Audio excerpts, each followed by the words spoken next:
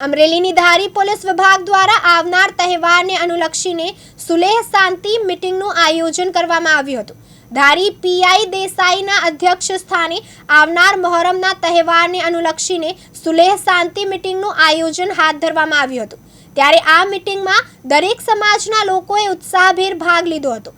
મીટિંગમાં ભાઈચારા અને શાંતિ સુલેહથી આવનાર તહેવારને માણીએ જેવી બાબતો પર ચર્ચા કરવામાં આવી હતી। ત્યારે આ સુલેહ શાંતિ મીટિંગમાં ખૂબ જ મોટી સંખ્યામાં લોકોએ હાજરી આપી હતી અને ખૂબ જ સફળતાપૂર્વક કાર્યક્રમ પૂર્ણ કરવામાં આવ્યો હતો।